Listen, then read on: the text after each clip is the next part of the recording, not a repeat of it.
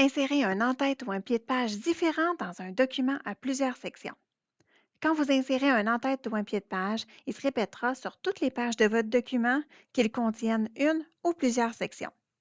Dans le cas d'un document à plusieurs sections, comme celui qui est ici, les sections sont toutes liées à la section précédente par défaut. Si aucune manœuvre est faite pour séparer les liens qu'il y a entre ces sections-là, mais c'est le même en-tête ou le même pied de page qui va se répéter dans toutes les sections. Je vais donc vous montrer dans cette capsule comment éviter que ça se produise, donc en désactivant la liaison pour les en-têtes et aussi celle pour les pieds de page. Donc, je vous ai déjà dit que mon document ici contenait plusieurs sections. Donc, en fait, si je me promène, là, c'est quand même un document qui a plusieurs pages et j'ai quelques sections. Je pense que j'en ai 4 ou 5. Donc, je reviens au début. Alors, ce que je vais faire, donc, sur le contenu de chacune de mes sections, bien, je vais aller créer un en-tête différent. Alors, ce que je vais faire, c'est que je vais commencer par aller chercher la section dans laquelle je veux faire mon premier en-tête, qui est en fait ma section 2, ma section d'introduction. Alors, ce que je vais faire, c'est que je vais commencer, évidemment, par atteindre l'en-tête. Alors, je vais donc cliquer sur Insérer, par exemple. Ensuite, je vais cliquer sur En-tête et cliquer sur Modifier l'en-tête pour atteindre mon en-tête. Sinon, je peux tout simplement double-cliquer dans l'en-tête ici et j'arrive à l'en-tête. Ce qui est important de voir pour commencer, c'est que quand on atteint l'en-tête ou le pied de page, il va y avoir une petite ligne pointillée qui va apparaître au bas de l'en-tête, par exemple, dans cet exemple-ci, et vous allez y trouver deux étiquettes.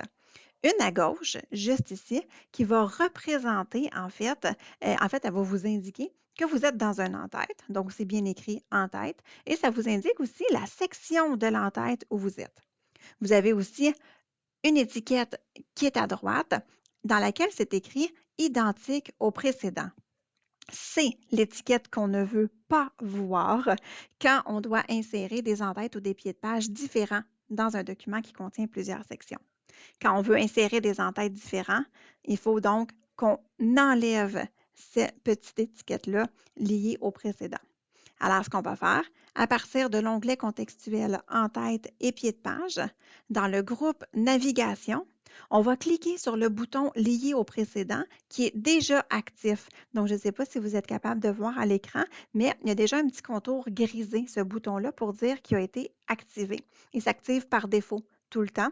Alors, si on ne veut pas l'utiliser, ce qui est le cas pour un document qui contient plusieurs sections, bien, dans chacune des sections, on va devoir aller cliquez sur le bouton lié au précédent pour donc désactiver, dissocier l'en-tête précédent de l'en-tête actif. Donc, je vais cliquer pour le dissocier et vous avez vu, l'étiquette identique au précédent a disparu. Donc, ça me dit que mes deux en-têtes, donc celui de ma section 1 et de ma section 2, par exemple, sont complètement dissociés. Alors, je vais pouvoir donc aller écrire mon premier titre. Alors, je vais écrire tout simplement Introduction. Donc, je vais suivre le titre de ma section tout simplement. Pour pouvoir atteindre ma deuxième section, parce que je veux modifier toutes les sections de mon document, bien, à partir de l'onglet contextuel En-tête et pied de page, toujours dans le groupe Navigation, je vais aller cliquer sur le petit bouton Suivant. Donc, ça va m'amener directement à mon en-tête suivant. Donc, j'y arrive. Et là, observez bien que mon titre Introduction que j'ai mis dans l'en-tête de mon autre section apparaît. C'est normal parce que on voit la petite étiquette ici. Donc, c'est toujours identique au précédent. Alors, qu'est-ce que je vais devoir faire? Je vais devoir décocher, encore une fois, dans l'onglet contextuel En-tête et pied de page. Dans le groupe Navigation, je désactive mon bouton lié au précédent. Donc, je clique dessus. Mon étiquette disparaît. Mon titre va rester là, par exemple. Donc, je dois manuellement le sélectionner, le supprimer, effacer et écrire le titre de mon choix. Par exemple, j'écrirais méthodologie. Oh, il me manque des mots, comme ça ici. Donc, méthodologie, donc pour faire un lien avec le titre de ma section, tout simplement.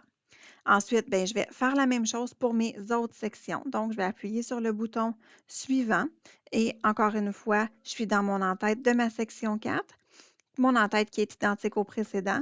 Alors, je vais décocher désactiver, dissocier, appelez-le comme vous voulez, mon bouton lié au précédent et je vais faire ma modification.